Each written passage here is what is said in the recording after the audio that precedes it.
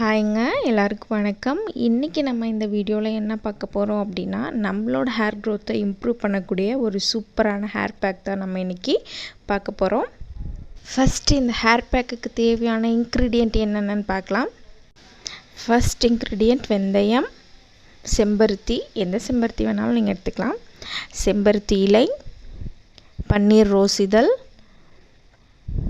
பச்சரிசி, கருவேப்பிலை, பாசிப்பயிறு. இதை வச்சு தான் நம்ம இன்றைக்கி சூப்பரான ஒரு ஹேர் பேக் ரெடி பண்ண போகிறோம். வாங்க அந்த ஹேர் பேக் எப்படி ரெடி பண்ணுறதுன்னு பார்க்கலாம். இப்போ நான் ஒரு 4 பொருள் மட்டும்தான் எடுத்திருக்கேன். அது என்னென்னா பச்சரிசி, வெந்தயம், பாசிப்பயிறு, கருவேப்பிலை. கருவேப்பிலை காஞ்சது தான் நான் எடுத்திருக்கேன். இந்த 4 பொருள் மட்டும்தான் இன்றைக்கி நான் எடுத்திருக்கேன். இதை நல்லா நான் மிக்சியில் அரைச்சிட்டு வந்துட்டேன்.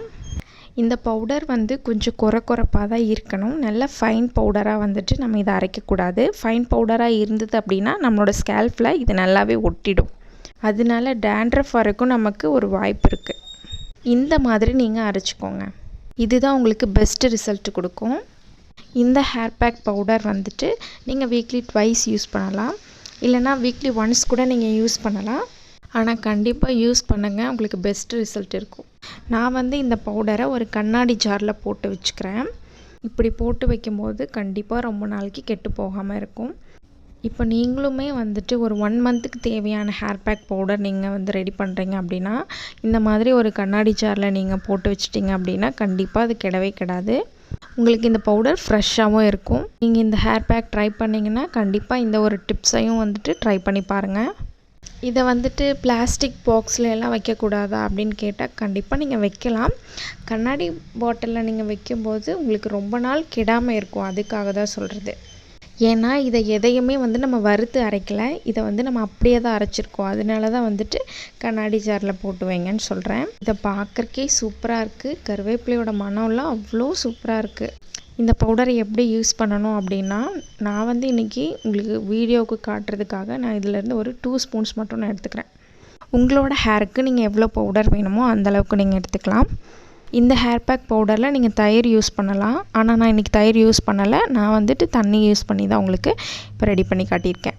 நீங்கள் இந்த ஹேர் பேக்கில் கொஞ்சம் அதிகமாகவே நீங்கள் தண்ணி கொஞ்சம் சேர்த்துக்கலாம்.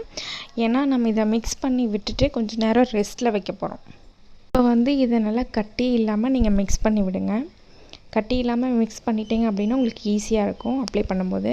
இதில் நல்லா மிக்ஸ் பண்ணி விடுங்க. ஏன் கொஞ்சம் தண்ணி நான் அதிகமாக சேர்க்க சொன்னேன் அப்படின்னா, இது நம்ம ரெஸ்ட்டில் வைக்கும்போது தண்ணி எல்லாத்தையும் இதை அப்சர்வ் பண்ணிக்கும். என்னது அங்கங்கே ஒரு கருப்பு கலரில் தெரியுது அப்படின்னா அது வேறு ஒன்றும் இல்லைங்க, கருவேப்பிலை தான்.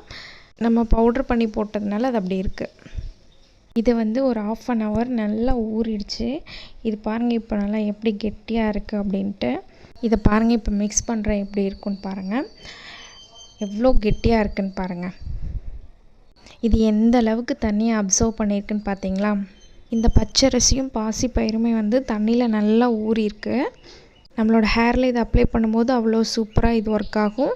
உங்களோட ஹேர் க்ரோத்தை சூப்பராக இம்ப்ரூவ் பண்ணி கொடுக்கும். இதில் சேர்த்துருக்கக்கூடிய வெந்தயமும் கருவேப்பிலையுமே உங்களோட ஹேர் க்ரோத்துக்கு சூப்பராக ஒரு சப்போர்ட் கொடுத்து உங்களுக்கு ஹெல்ப் பண்ணும். வெந்தயம் இருக்கிறதுனால உங்களோட ஹேர் சாஃப்டாக இருக்கும். இந்த ஹேர் பேக் போட்டுட்டு நீங்கள் ஒரு 1/2 hour வெயிட் பண்ணுங்க. இந்த ஹேர் பேக் உங்களோட ஸ்கேல்ஃப்லேருந்து நீங்கள் அப்ளை பண்ணுங்கள். உங்களோட ஹேர் எண்டு வரைக்குமே நீங்கள் இதை அப்ளை பண்ணலாம். 1/2 hour தான் இதுக்கு கரெக்டான டைமிங். 1 hourலாம் இதுக்கு ரொம்ப அதிகமாக இருக்கும். முடிஞ்ச வரைக்கும் நீங்கள் 1/2 hourலேயே ஹேர் வாஷ் பண்ணுறதுக்கு ட்ரை பண்ணுங்கள். நீங்கள் ஹேர் பேக் போடும்போது உங்களோட ஹேரில் ஆயில் இருக்க மாதிரி பார்த்துக்கோங்க. ஏன்னா ஆயில் இருக்கும்போது தான் நம்மளோட எந்த ஹேர் பேக் போட்டாலும் அது 100% ரிசல்ட் நமக்கு கிடைக்கும். ஏன் செம்பருத்தி இலை, செம்பருத்தி பூ, ரோஸ் பெட்டல்ஸ் இதெல்லாமே இந்த ஹேர் பேக்கில் நான் ஆட் பண்ணலன்னு நீங்கள் நினைக்கலாம்.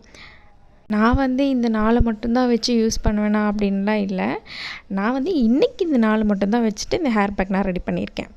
அதனால் அதெல்லாமே போடக்கூடாதுன்னு இல்லை, அதெல்லாமே நீங்கள் போட்டு யூஸ் பண்ணலாம். இது எல்லாமே நீங்கள் யூஸ் பண்ணி ஹேர் பேக் போடலாம் அப்படிங்கிறதுக்காக தான் நான் அதை வீடியோலேயே காட்டியிருக்கேன். இதுக்கப்புறம் இதில் ஏன் நான் தண்ணி சேர்த்துருக்கேன் அப்படின்னா, என்னோடய ஹேருக்கு தேவையான அளவுக்கு தண்ணி சேர்க்கணும்.